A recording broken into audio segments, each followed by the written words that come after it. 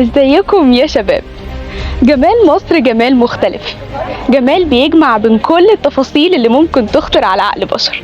ممكن ما تكونش هي البلد الوحيدة اللي بتحمل من صفات الجمال، لكنها وبشهادة الجميع جمالها في تميزها اللي مستحيل تلاقيه إلا فيها هي وبس.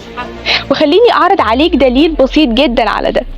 بص حواليك وشوف آلاف بل وملايين البشر من كل جزء في العالم جايين علشانها مخصوص.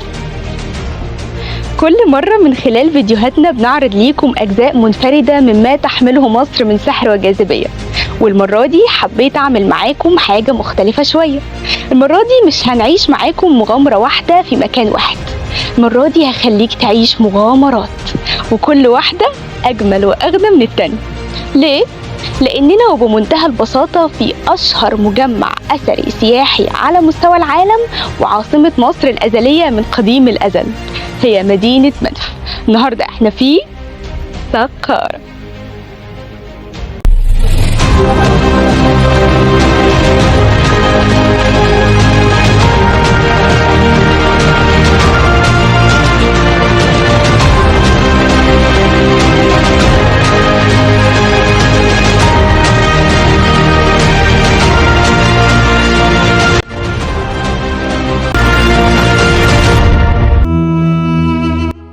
أول وأشهر كنز هتشوفه هنا هي مجموعة الملك زوسر الجنازية، واللي بنشوف فيها أول مبنى حجري وأول هرم في التاريخ، ألا وهو الهرم المدرج الخاص بالملك جسر أو نترخت أو كما هو معروف الملك زوسر، واللي عرضنا نبذة عنها قبل كده في بداياتنا معاكم تحت عنوان مجموعة سقارة الهرمية الجنازية للملك زوسر، واللي بتبدأ من سور المدخل الرئيسي وبهو الأعمدة وصولا للهرم المدرج بعدد 10 عناصر جنازية حجرية أبدية من أشهر ما يأتي إليه الناس في العالم، واللي تم تصميمها على إيد المهندس الأشهر تاريخيا على الإطلاق ألا وهو إيمحوتب. من حوالي عام 2345 قبل الميلاد قرر أول حكام الأسرة الستة إنه يبني مجموعة هرمية لنفسه هنا في سقارة.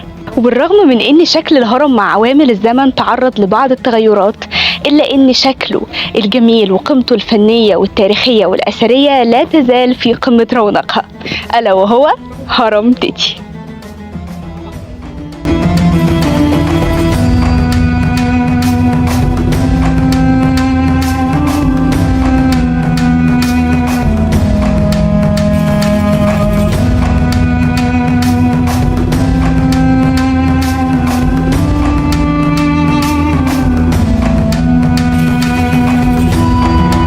من عهد الملك تيتي الأسرة الستة بنشوف مقبرة وزير الملك وزوج بنته في نفس الوقت، ألا وهي مقبرة ميرروكا، واللي تعتبر واحدة من أكبر مقابر عصرها والأروع من بينهم. وبالرغم من إن عمرها بيعدي 3000 سنة، إلا إن حب الفنان المصري القديم قادر يخلد كل تفصيلة بيرسمها قلبه وبتنفذها إيده الفنية المبدعة.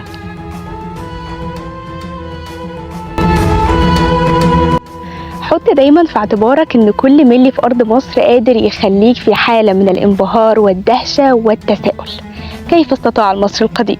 المكان اللي احنا فيه ده واحد من الاماكن القادرة على انك تعيش الحالة دي بكل تفاصيلها. من العصر اليوناني وعلى شكل مجموعة من الأنفاق والسراديب محفورة في قلب صخرة هضبة سقارة بطول يصل لحوالي 400 متر. بنشوف هيكل ديني بيجمع بين الرب أوزوريس وأبيس تحت مسمى رب الوحدانية سيرابيس، أو كما هو معروف السيرابيون.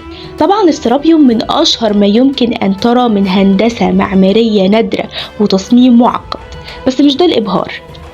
الإبهار الحقيقي لما تعرف إن السيرابيوم بيحتوي على حوالي 24 تابوت بيصل وزن الواحد منهم لحوالي 100 طن.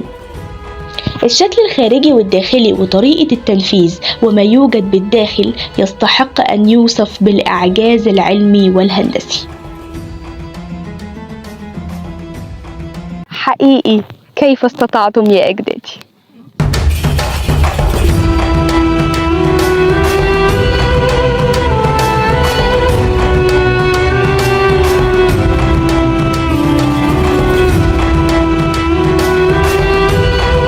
في النهاية حابة أقول إن كل ده ما هو إلا قطرة في بحر كنوز منطقة سقارة، اللي ما اكتفتش بس إنها بتضم أشهر الآثار المصرية في العالم، بل إنها كمان ما زالت حتى الآن مصدر إبهار للعالم كله باكتشافاتها. فما نراه فوق أرضك ما هو إلا جزء من غنى حضارتك. وبكده أكون خلصت جولتي معاكم في قشور كنوز منطقة سقارة. المرة دي مررنا مرور الكرام على أشهر كنوزها. استنونا في مرات تانية عن تفاصيلها. أشوفكم على خير إن شاء الله في فيديوهات تانية.